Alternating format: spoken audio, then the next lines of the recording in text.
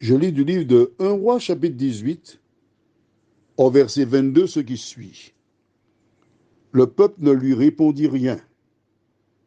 Et Élie dit au peuple, je suis resté seul des prophètes de l'Éternel,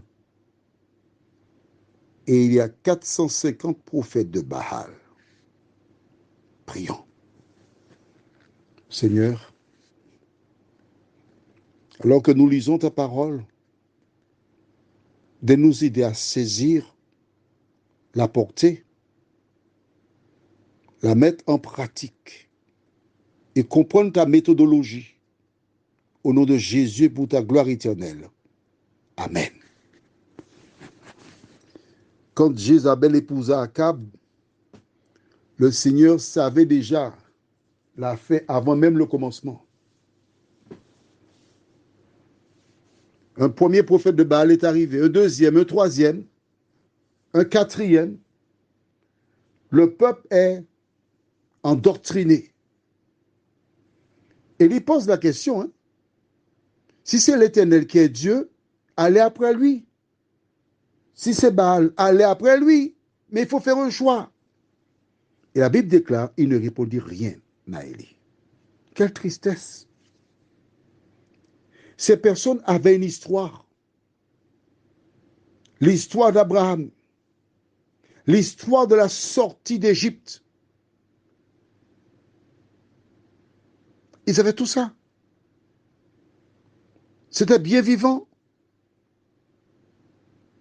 Les 10 plaies, la traversée de la mer Rouge, du Jourdain, les murailles de Jéricho, la manne, 40 années.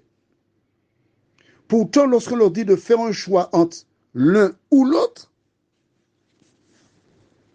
ils ne répondent rien. Ils sont tétanisés.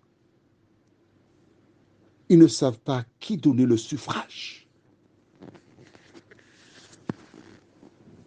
Probablement, au sein du peuple, des gens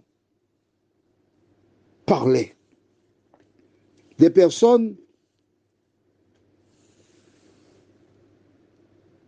pointaient du doigt.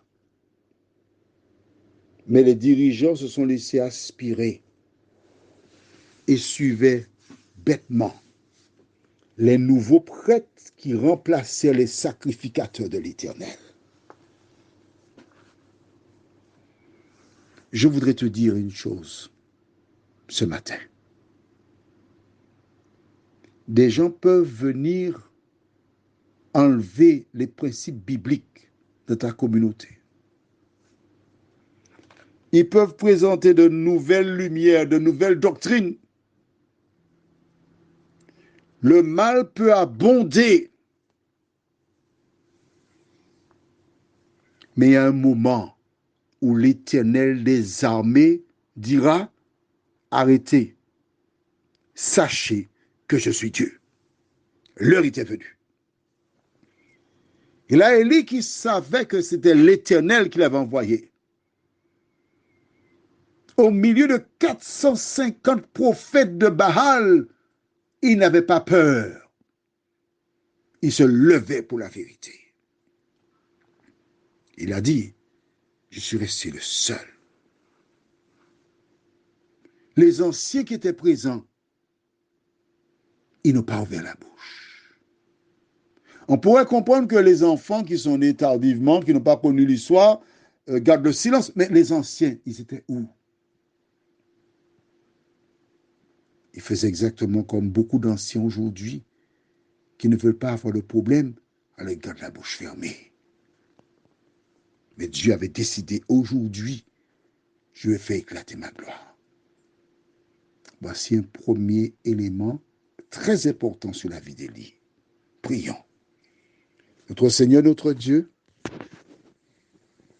nous ne savons pas quand, mais tu es celui qui décide en ton temps d'appeler qui tu veux afin de remplir la mission, ta mission. Élie n'a pas eu foi aux yeux. Il ne craignait pas ces hommes. Il avait la crainte de l'Éternel des armées. Seigneur, aujourd'hui, notre monde ressemble étrangement au peuple d'Israël, où des valeurs ont disparu, où des gens imposent de nouvelles valeurs. Mais celles et ceux qui se trouvent dans cette structure terrestre font un choix.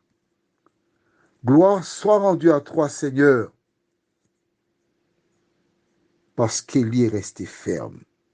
À travers cette histoire, tu nous montres comment les enfants de Dieu ne sont pas nombreux, mais la force ne se trouve pas dans la quantité, mais elle est seulement dans le cœur de celui qui se laisse diriger par Jésus-Christ. Merci Seigneur pour ton amour et ta grâce. Au nom de Jésus pour ta gloire éternelle. Amen. Je te souhaite une bonne journée.